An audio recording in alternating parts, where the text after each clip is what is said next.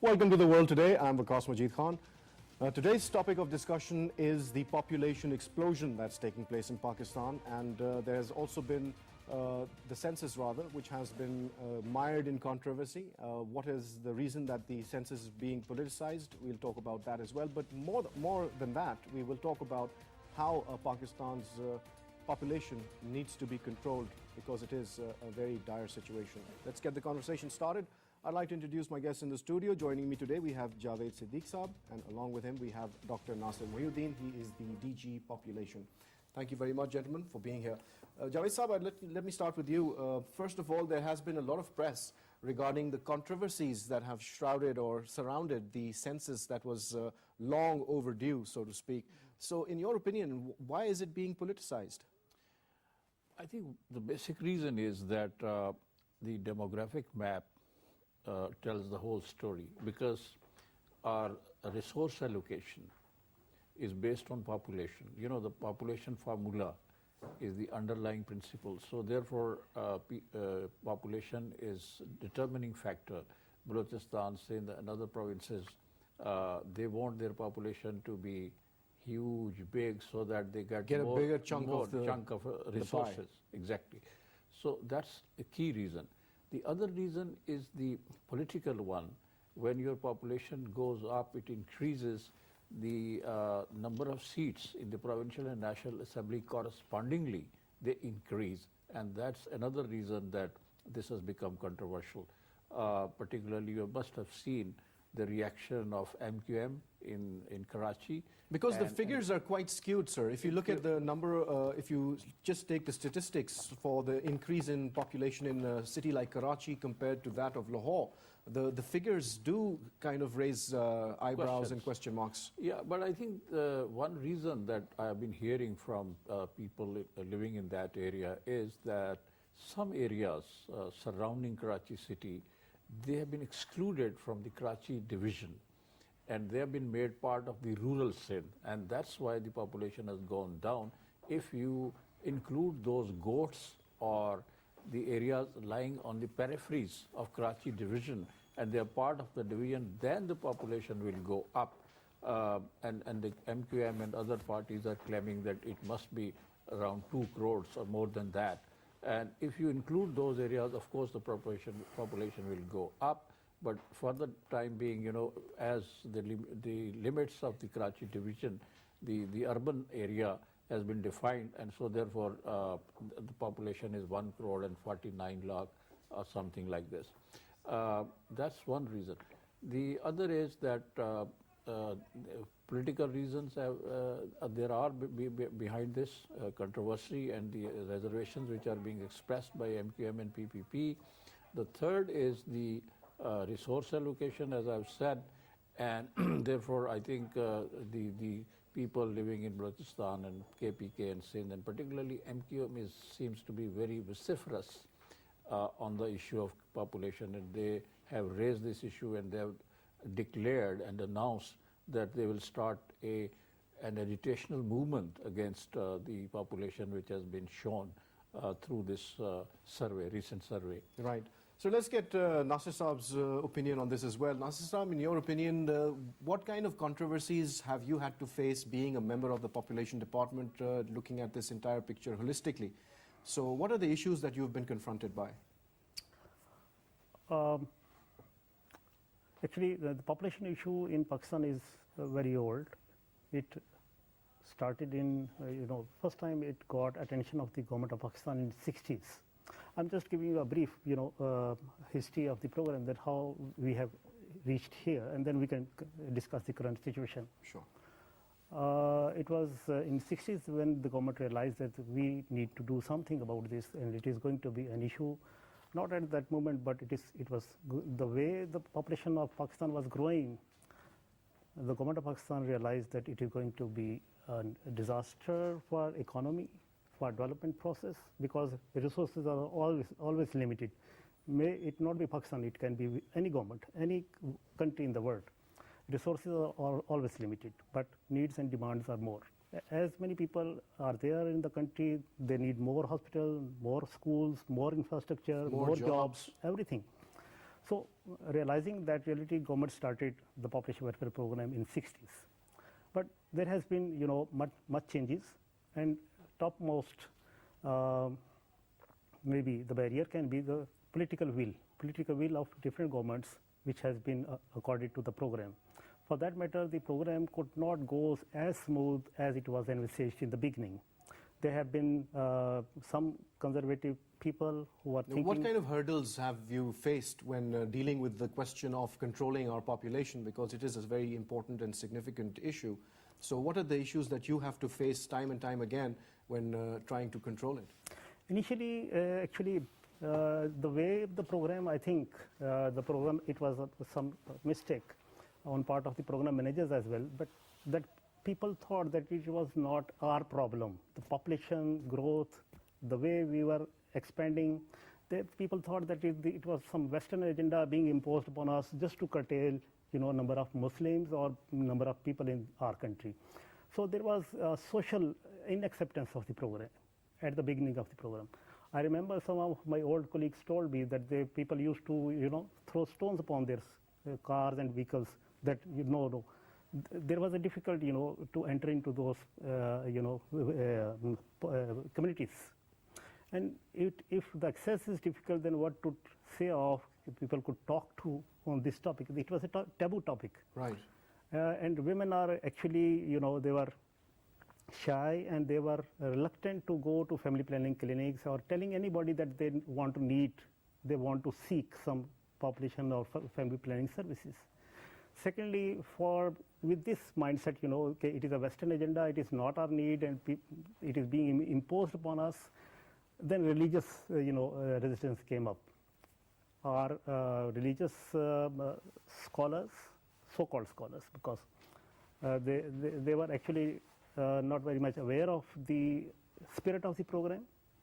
They also thought that it is something which is perhaps non-Islamic, and it is going to harm our Muslim community, and it is especially for something, international or something, conspiracy maybe, to bring down the number of Muslims in the world or in the country. Again, then there was a fear of side effects among the people. Women were scared of that they can become infertile forever, or they could lose their vigor, or men were also scared that perhaps it can harm their health as a whole, and especially categorically they could lose their reproductive health. For that fear in their mind, the program was, not accepted publicly. So time to time there has been changes in the program, political will has changed, people's acceptance level, reaction level, religious acceptance. Again, comes down to basic education. If the more educated people are, the easier it is for them to fathom and understand the importance of population planning. Exactly. So illiteracy also has played a part in the explosive growth in Pakistan. Yes, there is clear evidence that education has a role in this population program, because when a lady, when a girl is studying, then naturally she has to postpone her marriage. Parents also think that if she is doing her matric, FSc or master's level degree, then they think that marriage can, or childbearing can stop or create hurdle in her education. Similarly, economic independence of the women also is one of the elements which contributes toward number of people women is going to bear. Okay, Nasir, one of the things that came out was that the census report that has come on the public forums is a preliminary report. It is not the final report. So what is the difference between the preliminary report and the final report, which we're expected to get in April next year? So before that, what's the statistical issue in the numbers or the figures? Why are they different in the preliminary results, and then in the final results we'll have some different figures? What is that controversy? Yeah, I think Javeed Sahi is perhaps in a better position to answer this question. Are you, sir? Well, I think there are still some issues under discussion, And I hope that there are many things which are being discussed, charted out, and probably the final shape of the figures and the census that has been conducted will be out in its final shape, and that will take months, as announced by the Statistics Division, and it is raising so many questions as well.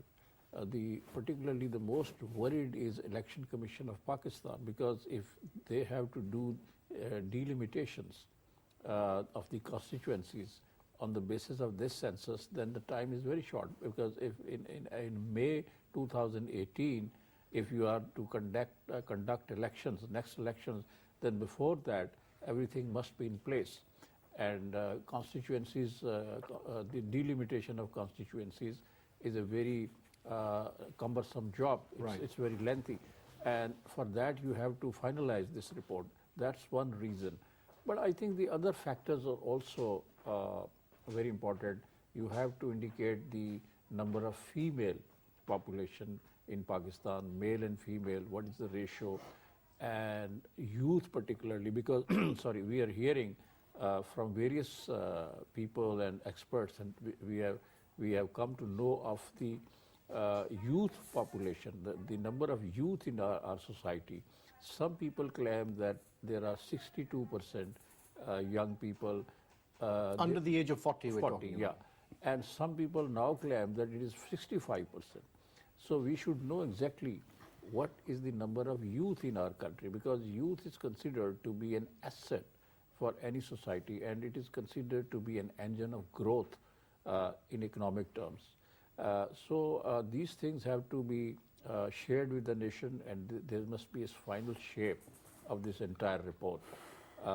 And I don't know what is holding the Statistics Division, what are they doing, and what final shape they are giving to this report, which is to be announced later. Also, I think the objections being raised by some provinces, for instance, the province of Sindh is very sensitive to the results of the census, the urban areas particularly, and the rural ones also. PPP, which is very concerned about the rural Sindh, they have also come out with the objection, and they think that the Sindh rural population has been shown in less numbers, and they thought that their population has grown up, but it is not. Well, that's what they were all hoping for. That's the problem here, sir. Yeah, that is the real crux of the matter. Exactly. So it has not been reflected. So these issues have to be settled down. Now the committee, Senate committee, standing committee, has instructed the Statistics Division to at least check some blocks, census blocks, to verify the fact whether some mistakes have been made or not. The chief of the Statistics Division, Mr. Asif Bajwa, has actually nullified the impression that any mistake has been committed or made. He is saying that our figures and the army figures are the same. They tally with each other. So there has been no deliberate attempt to show the less population in certain areas. There has been no conspiracy, as it is being alluded by some political leaders that the federal government or at the level of federation, some conspiracy has been hatched and engineered to show some areas population less than actually it is. So that's another problem. So what is going to be the result of this sort of politicization of the population census? What is going to be the effect if the political parties or the provinces are going to be involved in bickering over the number that has come out? What progress can we expect if we're not even settled on the number of people in the country? I think the good thing is that census has been conducted after 19 years. Constitutionally, we have to conduct census after every 10 years. But this time around, 1998 the census conducted, and we have not been able to do it. So we have done it. For the future planning of the country, you must have census, you must have the demographic map before you, so that you could do the economic planning. Right. How many jobs are required? how many schools and hospitals are required, what kind of infrastructure we need. And all these things have to be done, or a planning has to be done on the basis of population, the requirement of people. And we should exactly know what is the number of people living in all within the territories of Pakistan. And surprisingly, this time around, the population of Azad Kashmir and Gilgit-Baltistan is not included in this. So if you include that population, I think this goes much beyond 220 million. You know, the general impression in Pakistan is that our population is more than 220 million. And it is growing at an alarming rate. That's right. And it really scares some population experts and some planners that if with this pace of growth of population in Pakistan, it will be impossible. So you're saying, sir, that the population growth rate is an unsustainable entity in Pakistan. Exactly, so it is. When we have that situation, sir, where the population growth rate is going to reach an unsustainable level, then what are the ramifications? What are the consequences of that? I think grave consequences. You know, we are already suffering from water shortages. As you know, water is a very acute problem in Pakistan. Water is life, sir. It's life, and the water table is going down. And as it is commonly known that future wars will be fought on the issue of water. And already, you know, the IRSA, the Indus River System Authority, facing this problem on day-to-day basis, province coming against the other, that the water. So that's one issue. The other issue is the resource, the economic source, jobs, job quota, all these things. You know, and the population explosion, the population explosion. For a reason. Yeah, and I think we are seeing that the population has exploded. All right. Nasir, sir, what would you like to say when the kind of picture that Javeed Saab has drawn for us is clear and it's quite worrisome and troublesome. So in your capacity as a member of the population department of the country, what steps can the population department take to arrest alarming growth rate or to stop people from procreating at a mad? What's going on here, sir? Yeah, I would, before answering your question, I would like to add to Javeed's discussion that more consequences, you know, population growth. So, Javeed said that job creation is one of the issues because around 60%, maybe 65% or something like that, we are having young population. And out of this, we are having, you know, young adults who are at the moment rural population as well as urban population. And if you compare the results of this census with the 98 results, urban population has increased. It is increasing. Migration, yes. Rural urban areas. Yeah, what figures we have is a 36.4% total population, but there are also figures which have been questioned that whether this figure is also accurate or not. We don't know that for sure. In respect to equity of figures, but facts are there that it is increasing. Right. So we are in respect of what the rate of increase, but increasing means what? Means more jobs in cities, more residential places in cities, more, you know, infrastructure in the cities. Means what? Climatic change, extending the cities. Most of the cities are, you know, instead of vertical expansion. For that matter, deforestation, you know, removal of damage to the environment on a massive scale. Yeah. And that is perpetuating, you know, toward the health of the people. So it's a vicious cycle, sir. Everything depends on the control of a country's population, GDP, everything depends on that. Exactly. So if we are not very careful about controlling Pakistan's population very, very seriously, sir, we don't take war-footing steps, to what's going to happen? That's what I'm saying. It is really more grave than what we think of. Actually, it is going to, you know, law and order situation is getting bad because when the young people don't get jobs, but they have wants and needs. So it also has a direct bearing on Pakistan's fight against terrorism and militancy, because if we don't have children who are growing up or graduating from colleges and universities with no jobs, then they will automatically turn towards such militant outfits. Crime, yes. Yeah. What other options do they have? And we've seen this result. We have seen this happening. We've seen it happening in our own eyes because we had this belief that education is a great deterrent towards from getting people into, you know, swayed by the militant narrative. But what we've seen is that a number of these highly educated people are turning to militancy. Exactly, for the reason they don't have job. They don't have job. For earning money, they have either they can go for ransom or they can go to crime. So crime basically is crime, yes, one. exactly. The crime is directly related to the population, to the joblessness.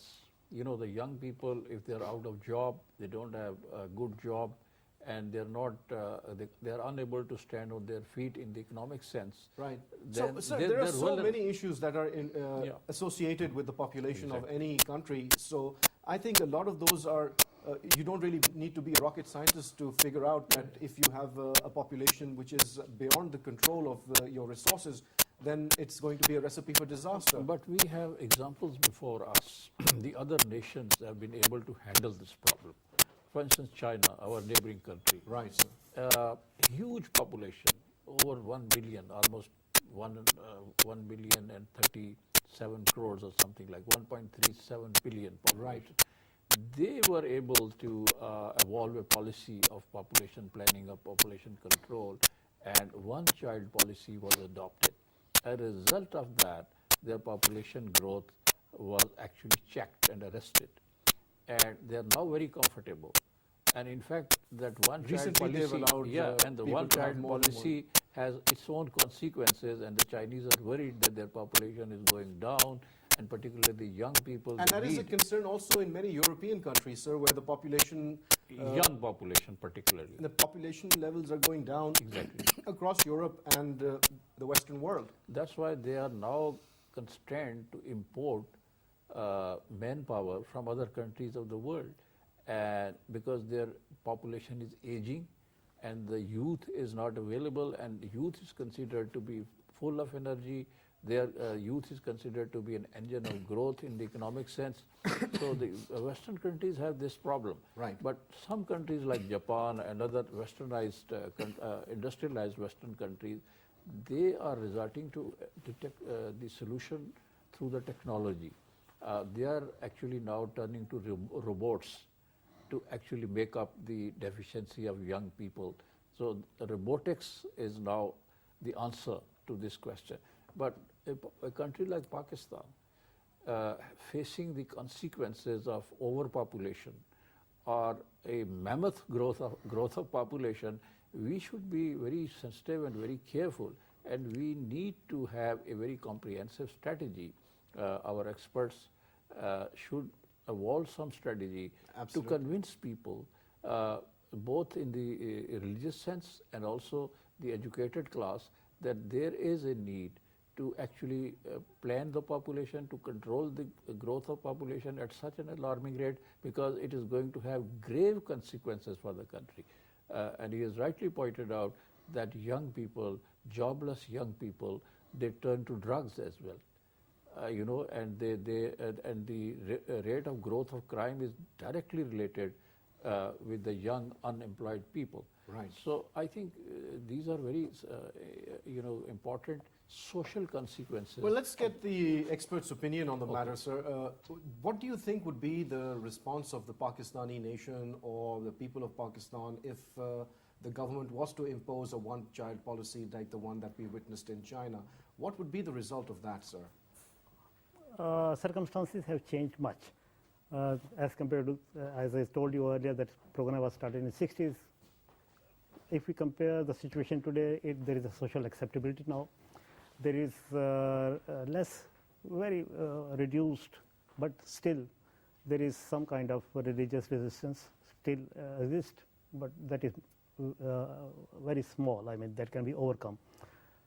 And there is some, we call community gatekeepers, like who are the opinion leaders within a society.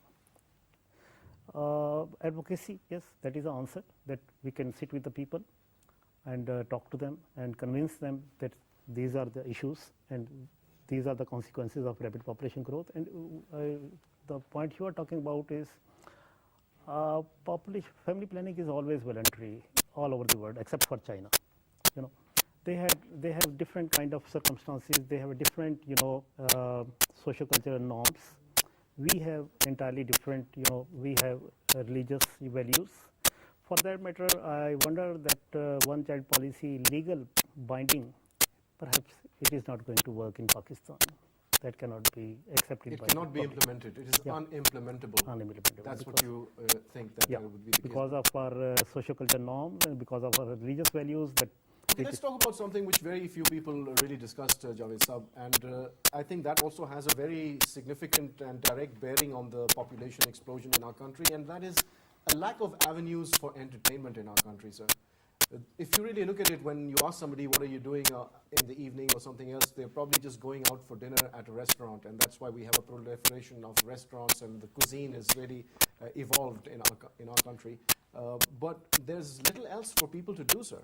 I think lack of entertainment opportunities is one factor, and the experts have worked on it, and they have come to the conclusion that this is a very important factor which has actually fueled the growth of population in this country.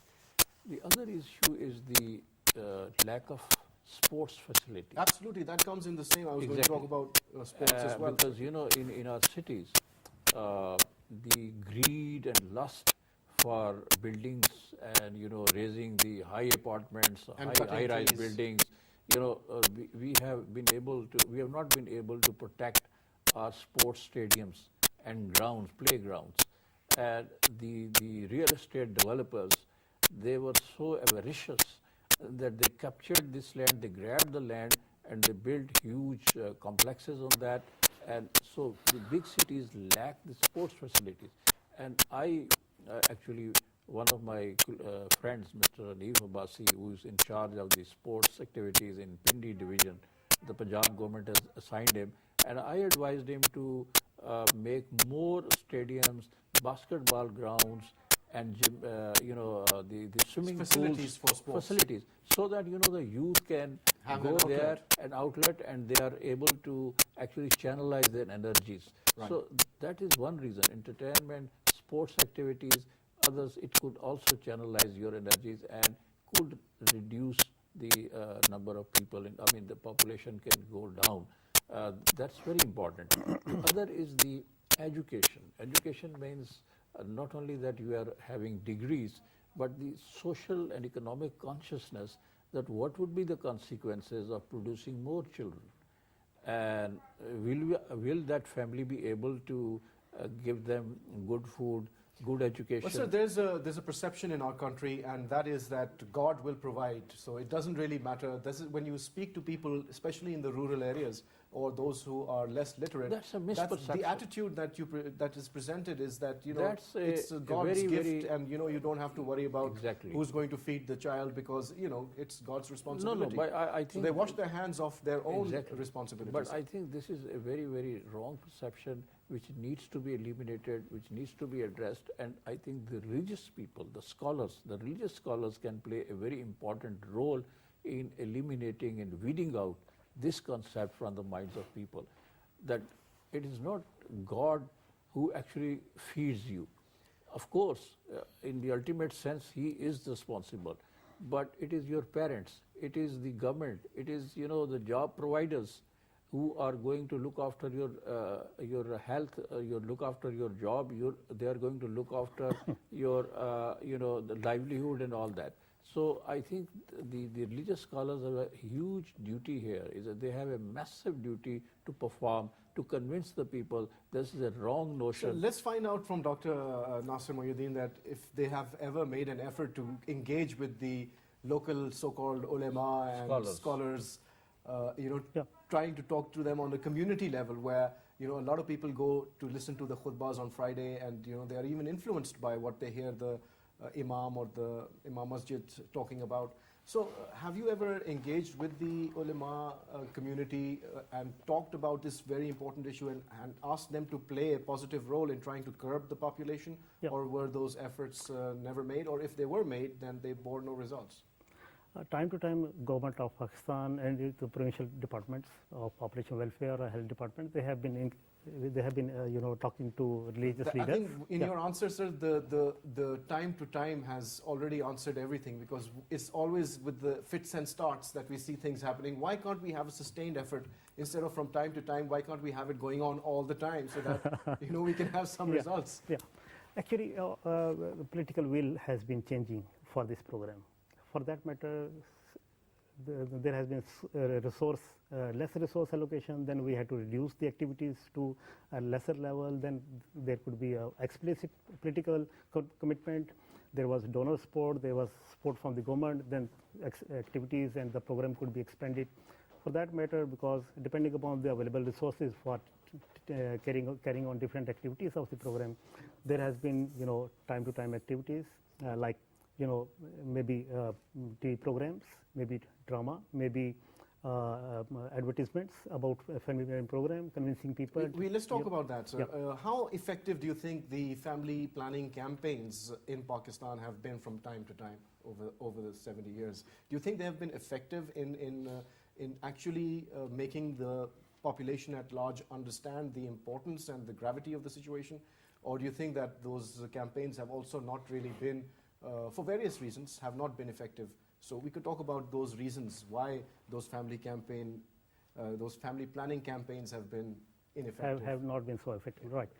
I think the major problem with this program has been that this program could not be related to the life of the people, life of the mother, life of the children, because as many times the lady undergoes the process of pregnancy, there are more chances of her death.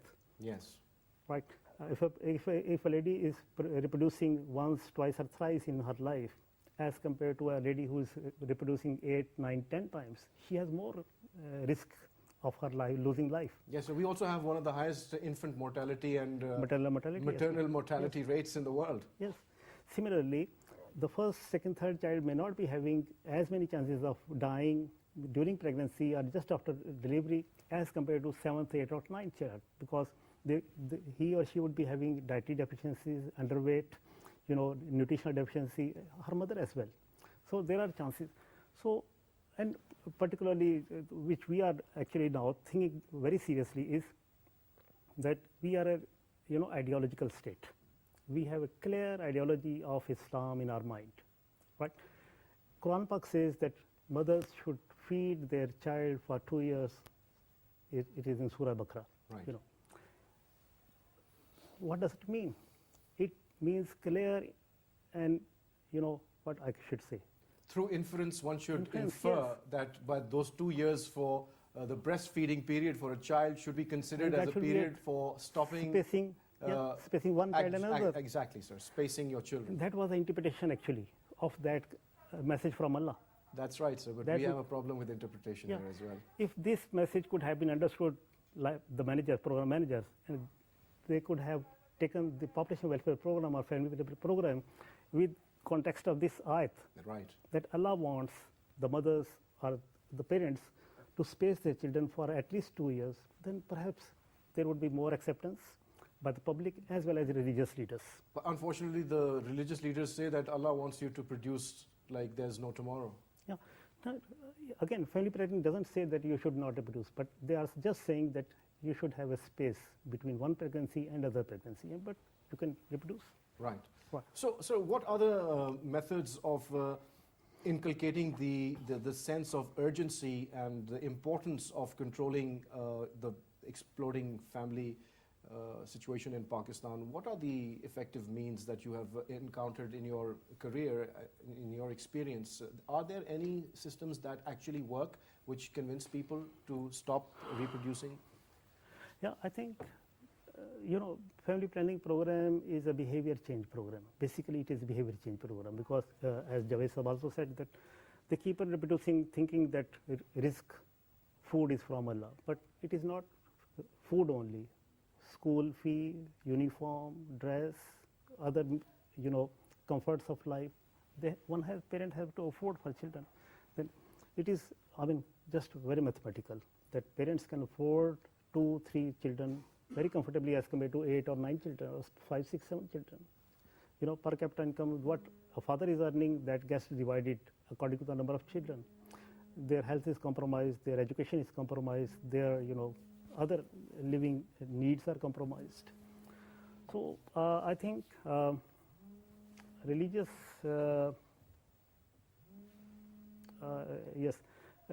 involvement of religious leader is one of the very important things, and relating the family planning program, relating the family please go planning relating the family planning program with the health of mother, health of children, and But we've seen Quran. these campaigns on TV and we've seen these billboards, but it doesn't seem to be having an effect. Javed Saab, in your opinion, why is it that the family planning campaigns across the 70 years have been so ineffective?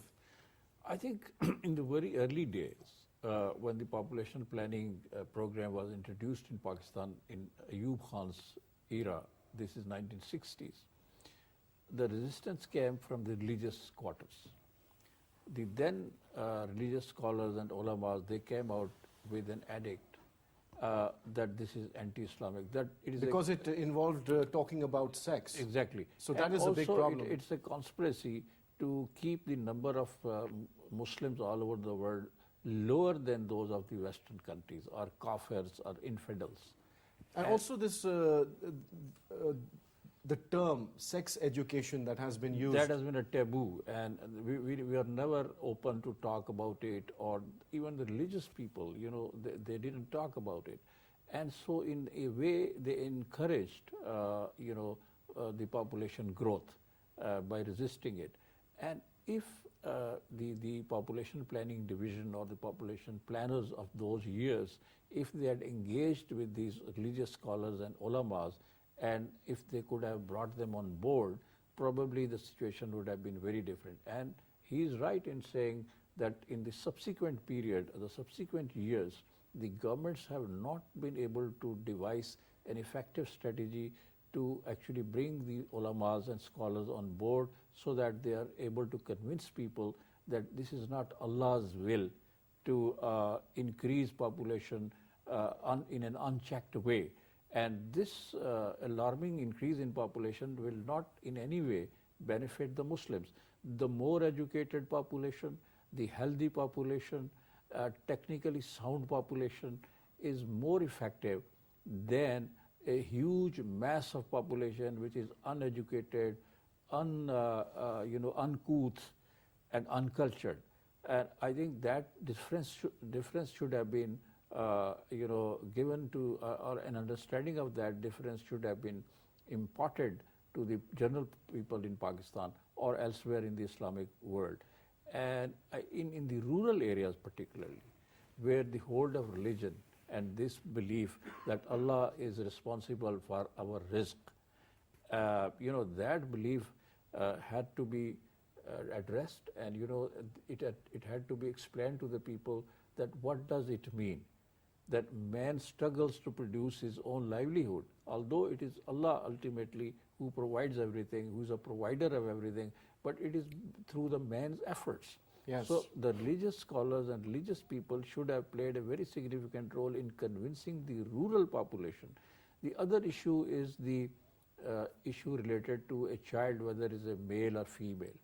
If a family, if a couple has 4 daughters, they will continue to produce more children Till they get a male heir. till they get a male heir.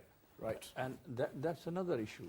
So, I was reading a very alarming story in one of the newspapers recently, that when an 8th daughter was born to a family, and the husband was waiting outside the labor room, and he actually warned her wife that he is going to kill her and her daughter if she produces another one.